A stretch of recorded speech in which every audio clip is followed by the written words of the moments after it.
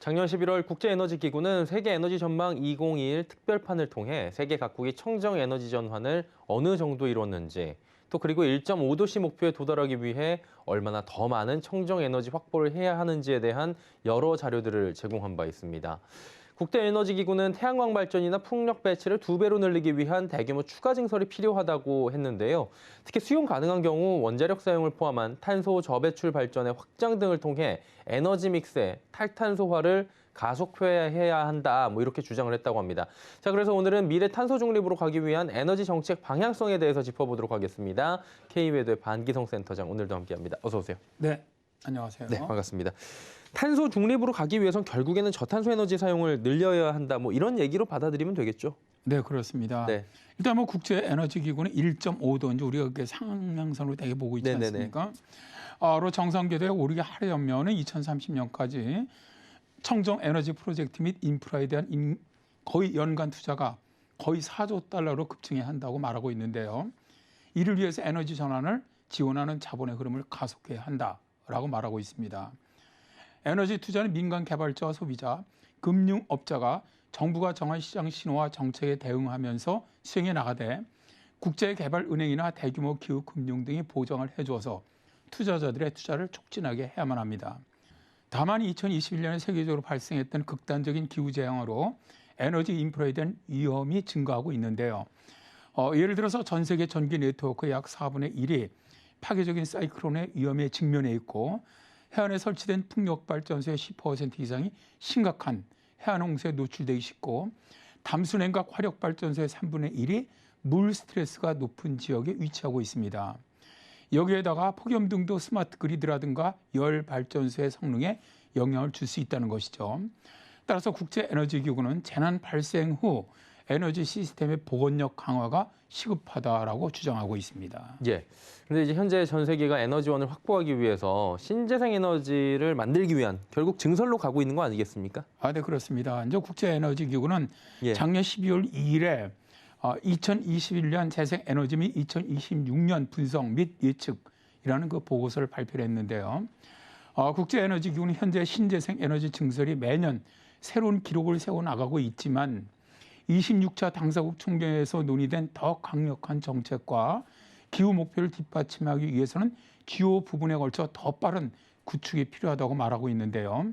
보고서에서는 태양 전지판, 풍력 터빈, 그리고 다른 재생 가능한 기술로부터 전기를 생산할 수 있는 세계의 능력은 2021년에 새로운 설비 사상 최고 기록을 세울 것으로 기대되면서 앞으로 몇 년 동안 가속화할 것이라고 주장을 합니다.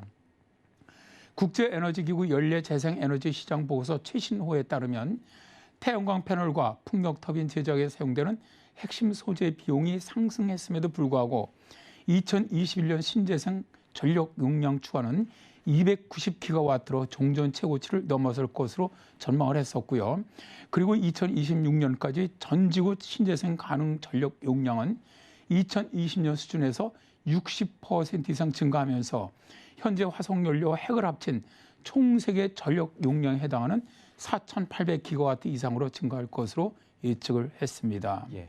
2026년까지 전 세계 전력 용량 증가의 거의 95%가 신재생 에너지로 충당될 것이며 이 중에 태양광 발전이 절반 이상이 될 것이라고 전망을 하고 있는데요.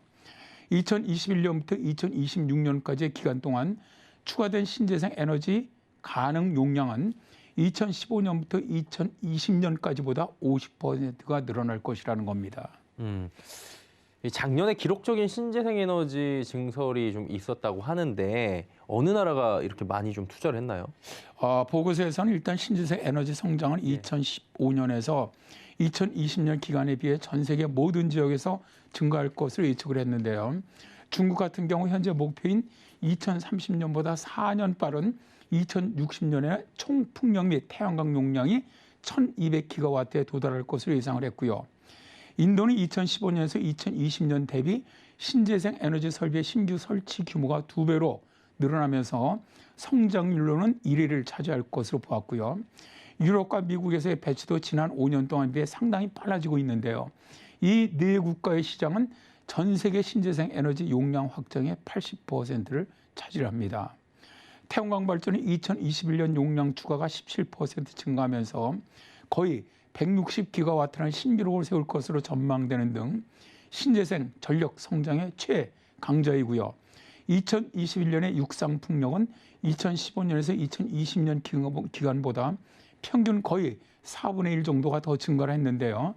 총 해상 풍력 용량은 2026년까지 3배 이상으로 급격히 늘어날 것으로 예측을 했습니다. 신재생 에너지에서 태양광과 풍력이 대부분을 차지하고 있지만 바이오 연료 수요도 증가하고 있다고 밝혔는데요. 2021년 전 세계 바이오 연료 수요는 2019년 수준을 넘어서 코로나19로 인한 2020년의 감소에서 반등할 것으로 전망을 했는데요. 바이오 연료에 대한 수요는 2026년까지 급증할 것이며 아시아 내 신규 생산의 거의 30%를 차지할 것이며 인도는 미국과 브라질에 이어 세계에서 세 번째로 큰 에탄올 시장이 될 것으로 예상을 했습니다.